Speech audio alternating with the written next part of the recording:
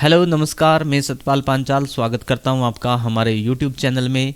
और आप देख रहे हैं डिजिटल कंप्यूटर इंस्टीट्यूट। और अभी करंट में चला हुआ है हमारा बेसिक से एडवांस टैली प्राइम कोर्स। और टैली प्राइम कोर्स में सीख रहे हैं अभी हम सर्विस ऑर्गेनाइजेशन का ये लेसन नंबर 34 का पार्ट जी है, जिसमें आज हम आपको एक्सपेंस को पे करना सिखाएंगे। जी हाँ, अगर आप किसी सर्विस ऑर्गेनाइजेशन में काम करते हो, अगर आपको एक्सपेंस पेमेंट की एंट्री करनी पड़ जाती है तो वो किस प्रकार करनी है, आज हम आपको ये सिखाने वाले हैं। देखो, अब तक हमने आपको जितने भी एंट्री करना सिखाई थी, जैसे एक्सपेंस की, जैसे सपोज करो यहाँ पर आप सैलरी पे कर रहे हो किसी को, तो आप डायरेक्टली क्या करते थे, पेमेंट में सैलरी का लेजर बनाया और वहाँ पर क्रेडिट में आपने कैश कर दिया, या लेजर में भी और जर्नल में भी कर सकते हैं हम इसको। लेकिन अगर हमें ये दिखाना हो कि इस 25,000 रुपये में किस किस को कितने पैसे दिए गए हैं, यानी ये हमारा स्टाफ है, इनको इतने पैसे इनको अलग अलग अमाउंट के पैसे हमें दिखाने पड़ जाते हैं, तो वो हम किस प्रकार दिखाएंगे। अब आप ये सोच रहे होगे कि इनका हम लेजर बना लेंगे। जी नहीं, इनका लेजर नहीं बनेगा, क्योंकि ये ना तो डेबिटर है हमारे, ना क्रेडिटर है। ठीक है, तो इनका लेजर नहीं बनेगा।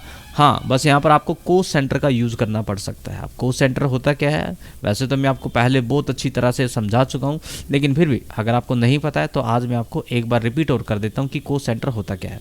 तो आज हम इस ट्रांजैक्शन को करने वाले हैं, यानी किसी एक्सपेंस को पे करना सीखने वाले हैं, वो भी अलग अलग तरीके से। अगर हमें अलग अलग दिखाना हो किसी भी चीज़ को, ऐसा भी हो सकता है यहाँ पर रेंट आपका अलग अलग ऑफिस का हो, 2,000 किसी और ऑफिस का है, 2,000 किसी और ऑफिस का है।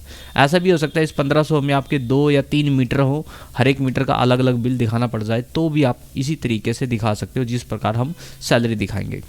तो चलते हैं टैली प्राइम में और देखते हैं कि इस प्रकार के एक्सपेंस की एंट्री कैसे की जाती है। तो हम आ गए अपने टैली प्राइम में। टैली प्राइम में आने के बाद अब हमें जाना है यहाँ पर सबसे पहले क्रिएट में। कहाँ पर?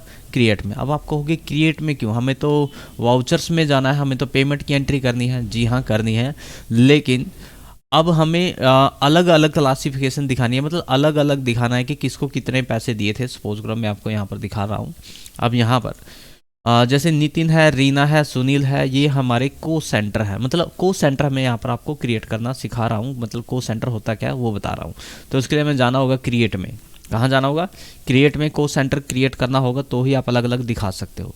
तो जैसे हमने क्रिएट पे क्लिक किया, यहाँ पर आपको को सेंटर का एक ऑप्शन नज़र आएगा, लेकिन फिलहाल के लिए नज़र नहीं आ रहा। घबराने की जरूरत नहीं है आपको। यहाँ पर अगर आपको को सेंटर नहीं नज़र आ रहा है तो आप यहाँ पर शो मोर पे क्लिक करोगे, अभी भी आपको नहीं दिखाई देगा, तो शो इन एक्टिव पे आपने क्लिक करना है। कहाँ पर? शो इन एक्टिव पे क्लिक करना है और यहाँ पर को सेंटर आपको दिखाई दे रहा होगा। को सेंटर पे आके आपने ओके कर देना है। पूछेगा कि क्या आप को सेंटर को अनेबल करना चाहते हो, तो यहाँ पर आपने वाई प्रेस कर देना है या एंटर प्रेस कर देना है कीबोर्ड से। जैसे मैं यस करूँगा वो उसको को सेंटर का नाम पूछने लग जाएगा, लेकिन फिलहाल मैंने एक्सकेप करना है। एक्सकेप करके मैं आपको दिखा रहा हूँ कि यहाँ पर आपके सारे कोस्ट से संबंधित जो है ऑप्शन वो ऑन हो चुके हैं। लेकिन अब हमें यहाँ पर सबसे पहले करना क्या है?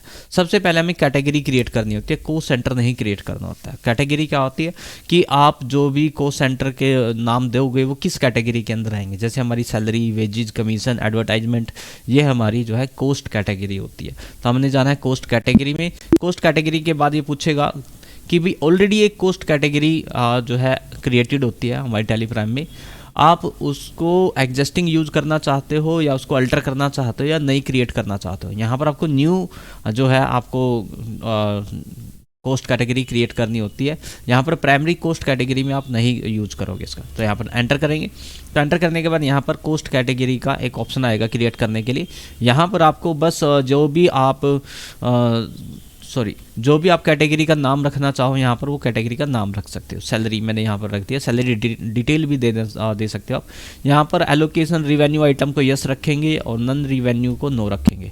ठीक है, एक्सेप्ट कर लेंगे। ठीक है, बहुत है इतना। अगर आप एडवर्टाइजमेंट का बनाना चाहते हो तो वो भी बना सकते हो, वेजेस का बनाना चाहते हो वो भी बना सकते हो, रेंट का बनाना चाहते हो वो भी बना सकते हो, इलेक्ट्रिसिटी बिल का भी बना सकते हो। ओके, अब मैंने यहाँ पर कोस्ट कैटेगरी तो बना ली। अब कोस्ट कैटेगरी बनाने के बाद क्या करना है? Cost centre. क्या करना है? Cost centre. अब कोस्ट सेंटर में क्या करेंगे? कोस्ट सेंटर में जो हमारे ये नेम है ना, कौन कौन नेम है? सुनील, रीना, नितिन। ठीक है, इनके नेम जो होते हैं हमारे लिए कोस्ट जो होते हैं, कोस्ट सेंटर बोलते हैं इसको। तो यहाँ पर हम क्या करेंगे, इनके नेम क्रिएट करेंगे। लेकिन नेम क्रिएट करने से पहले यहाँ पर ये कैटेगरी पूछ रहा है कि भी जो भी नेम आएगा वो किस कैटेगरी के अकॉर्डिंग आप लेना चाहते हो। यहाँ पर स्पेस दबाना है। स्पेस दबाने के बाद यहाँ पर आपकी कोस्ट कैटेगरी की लिस्ट होगी। यहाँ पर आपको सैलरी वाली कैटेगरी को चूज कर लेना है, ठीक है। तो यहाँ पर देखो सैलरी आ गया।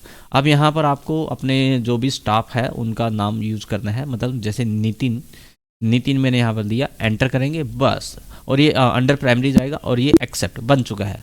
और क्या था हमारे पास, सुनील और यहाँ पर एंटर बस, ठीक है। और एक और था, क्या था, सॉरी मुझे चेक करना पड़ेगा, रीना, तो यहाँ पर रीना, ठीक है।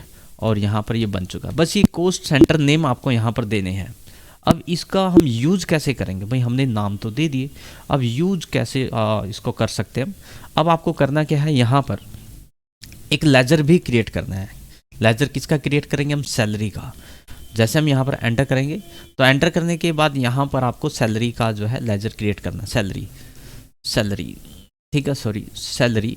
और अंडर किसके जाएगा ये बताओ, इनडायरेक्ट एक्सपेंसेस, ठीक है। इनडायरेक्ट एक्सपेंसेस, डायरेक्ट एक्सपेंसेस नहीं है ये, इनडायरेक्ट एक्सपेंसेस, ठीक है। इनडायरेक्ट एक्सपेंस यहाँ पर आपको सिलेक्ट करना है।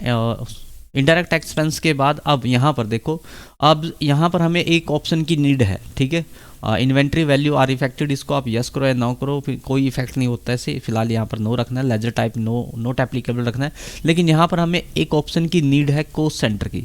भाई हम जो ये सैलरी है ना, सैलरी, इसके ऊपर कोस्ट सेंटर को अप्लाई कराना चाहते हैं। तो कोस्ट सेंटर अप्लाई कराने के लिए यहाँ पर कोस्ट सेंटर को हमें यस करना होगा। तो इसके लिए हमें क्या करना होगा, यहीं पर आपने कीबोर्ड से F12 बटन दबाना है। क्या दबाना है, F12। यहाँ पर शो मोर फीचर यस कर लेना। और यहाँ पर आपको एक ऑप्शन नजर आएगा, देखो apply cost centre for ledger, apply cost centre for ledger, और यहाँ पर आप इसको यस करोगे, ठीक है। कंट्रोल ए से एक्सेप्ट करोगे।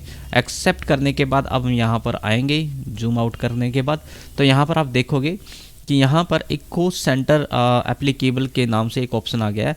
अगर ये नो है तो आपका एप्लीकेबल नहीं होगा, तो आपको इसको यस करना है। क्या करना है, यस करना है। बस ये बात आपको ध्यान रखनी है कि आपके लेजर पे, यानी जिस भी लेजर पे आप कोस्ट सेंटर अप्लाई कराना चाहते हो उसमें आपने कोस्ट सेंटर को यस किया है या नहीं किया है। अगर आपने नो किया होगा तो नहीं आएगा, यस किया होगा तो ही आएगा, ठीक है। जीएसटी एप्लीकेबल नहीं है ये, इसको नो रखेंगे। ओके, ये सेव हो गया हमारा, ठीक है। तो हमने क्या किया, मैं एक बार बता दूं आपको, हमने यहाँ पर सैलरी के नाम से जो है एक लेजर्स बनाया है, उसके बाद ये कोस्ट सेंटर क्रिएट किए हैं, ठीक है। और रेंट के नाम से भी बना लेते हैं और इलेक्ट्रिसिटी बिल के नाम से भी हम बना लेते हैं लेजर। तो इसके लिए हम क्या करेंगे, यहाँ पर रेंट भी इनडायरेक्ट एक्सपेंस के अंदर आएगा। यहाँ पर कोस्ट सेंटर इसके ऊपर एप्लीकेबल नहीं है, तो यहाँ पर आप नो कर सकते हो, ठीक है। ओके, कंट्रोल से एक्सेप्ट। उसके बाद एक इलेक्ट्रिसिटी है, यहाँ पर इलेक्ट्रिसिटी किसके अंदर आएगा, ये भी इनडायरेक्ट एक्सपेंस के अंदर जाएगा। और यहाँ पर कंट्रोल ए से एक्सेप्ट इसको, ठीक है। और ये हो चुके हैं हमारे। हमने क्या किया, यहाँ पर लेजर क्रिएट कर लिया अपने सैलरी का, ऑफिस रेंट का और इलेक्ट्रिसिटी का। अब हमने करना क्या है, अब हम जाएंगे वाउचर्स में। कहाँ पर, वाउचर्स में। और वाउचर्स में जाने के बाद कहाँ जाना है, पेमेंट में। कहाँ पर, पेमेंट में जाना है। पेमेंट के लिए आप F5 प्रेस करेंगे। यहाँ पर आप सिंगल एंट्री या मल्टी एंट्री मोड दोनों जो भी आपने यूज़ करना आप कर सकते हो। मैं रेकमेंड करूँगा कि आप सिंगल एंट्री को छोड़ के आप इसको डबल एंट्री में यूज़ करें, ठीक है। डबल एंट्री मोड आप यहाँ पर एंटर करें।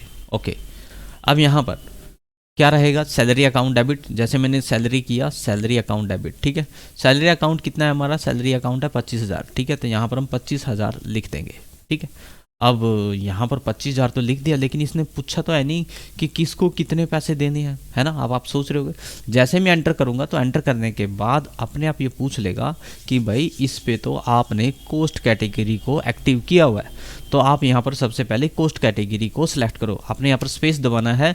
स्पेस दबाने के बाद यहाँ पर आपकी कोस्ट कैटेगरी जो है वो दिखाई देने लग जाएगी। अब कौन सी कैटेगरी एप्लीकेबल है इस पर, सैलरी। तो सैलरी जैसे मैंने सेलेक्ट किया तो सैलरी के बाद अपने आप एक कॉलम नीचे आ गया। नीचे आने के बाद ये कह रहा है भाई यहाँ पर सैलरी में किन किन को आप कितनी कितनी सैलरी दे रहे हो। तो यहाँ पर देखो उनके नाम आ गए, ठीक है। जैसे मैंने स्पेस किया तो यहाँ पर हमारे स्टाफ का नाम आ गया, यानी जिसको हम सैलरी दे रहे हैं। तो यहाँ पर नितिन सेलेक्ट कर लेते हैं। नितिन की 25,000, सॉरी 25,000 नहीं है नितिन, यहाँ पर हम देख लेंगे नितिन की 10,000 है। तो यहाँ पर 10,000 हमने टाइप किया। ओके, उसके बाद और कौन है, रीना। तो यहाँ पर स्पेस रीना, रीना के कितने हैं, रीना के हैं 7000, 7000 ओके, एंटर करेंगे। और नेक्स्ट कौन है, सुनील 8000, सुनील, सुनील 8000, उसको आपको डालने की जरूरत नहीं, वो अपने आप डिवाइड कर लेगा। तो यहाँ पर देखो आप इस प्रकार कोस्ट कैटेगरी और कोस्ट सेंटर का यूज कर सकते हो, ठीक है। इसके बाद आपने करना कुछ नहीं है, एंटर करके इसको कंटिन्यू करके एक्सेप्ट कर लेंगे। और यहाँ पर देखो ये डिटेल आपको नज़र आ जाएगी कि सैलरी तो पे कर रहे हैं 25,000, लेकिन किसको कितनी पे कर रहे हैं वो साथ के साथ यहाँ पर दिखाई दे रहा है, ठीक है। और यहाँ पर हम क्या करेंगे, सॉरी 2, ठीक है, बायो 2 कैसे है ये, यहाँ पर डेबिट क्रेडिट भी कर सकते हैं, यहाँ पर 2 है। अब अगर आपने कैश में दे रखी है तो आप कैश सेलेक्ट करेंगे, अगर आपने बैंक से दे रखी है तो आप बैंक सेलेक्ट करेंगे। तो हमने एक कैश में दे रखा है, तो यहाँ पर आप एंटर करके, अब एंटर करके इसको एक्सेप्ट कर सकते हो, ठीक है। हो चुकी है हमारी। अब नेक्स्ट जो है मैं इन दोनों को इकट्ठा कर लेता हूँ, क्योंकि इनके लिए मुझे कोई अलग से वो करने की जरूरत नहीं है, क्योंकि इनका बिल नंबर तो होता नहीं है। अब यहाँ पर रेंट और इलेक्ट्रिसिटी बिल हमने पे किया 4000 और 1500 रुपये, ठीक है। तो हम यहाँ पर क्या करेंगे, रेंट हमने सेलेक्ट कर लिया है 4000, ठीक है। इसका कोस्ट सेंटर होता हम वो भी अप्लाई करते। और दूसरी करने के लिए हम क्या करेंगे, यहाँ पर 2 की जगह बाय कर देंगे, बाय करके एंटर करेंगे। और यहाँ पर इलेक्ट्रिसिटी बिल, इलेक्ट्रिसिटी अच्छा बिल नहीं लिखा मैंने, कोई बात नहीं, 1500, ठीक है, ओके। और यहाँ पर 2 कैश कितना आया, अपने आप टोटल होके आ जाएगा, ठीक है। यहाँ पर 5500, 5500, ठीक है। अब देख पा रहे हो इस प्रकार की। ये तो सिंपल एंट्री थी, और जो थोड़ा मुश्किल थी वो हमारे लिए ये थी कि कोस्ट सेंटर हम कैसे अप्लाई कराएंगे। तो ये थी हमारी 3 एंट्री, जो कि आपकी बहुत ही ज़्यादा आसान थी। हाँ, मैंने यहाँ पर 2 या 3 ही ट्रांजैक्शन ली हैं। आपके ऑफिस में जितने भी एक्सपेंस होंगे आप उनको इसी प्रकार करोगे, और कोई भी एक्सपेंस हो सकता है आपके लिए, जैसे कोई एडवर्टीजमेंट का हो गया, कोई ट्रैवलिंग हो गया, कोई XYZ आपके लिए एक्सपेंस है, तो उनको भी आप इसी प्रकार करोगे। अगर विद GST है तो उसके लिए आप मेरी फिर लास्ट वाली वीडियो जरूर देखें, अगर GST एप्लीकेबल है किसी एक्सपेंस पे तो यहाँ पर आपने देख लिया कि कितना आसान है इनकी एंट्री करना। इसको एक्सेप्ट करके हम इसको सेव कर लेंगे। तो आज मैंने आपको सिखाया कि हम किस प्रकार सर्विस ऑर्गेनाइजेशन में, जरूरी नहीं है कि सर्विस ऑर्गेनाइजेशन में, ये वाला रूल आप किसी भी ऑर्गेनाइजेशन में अप्लाई करा सकते हो, चाहे ट्रेडिंग हो चाहे मैन्युफैक्चरिंग हो। तो आपने देखा कि किस प्रकार हम अपने एक्सपेंस को according to cost centre applicable करा सकते हैं। तो आशा करते हैं कि आज की वीडियो से आपको कुछ अच्छी नॉलेज मिली होगी, आज की वीडियो आपको अच्छी लगी होगी। यदि आज की वीडियो अच्छी लगी है तो वीडियो को लाइक करें, हो सके तो चैनल को भी सब्सक्राइब करें। आज की वीडियो में इतना ही, मिलते हैं किसी और वीडियो में। थैंक यू, धन्यवाद।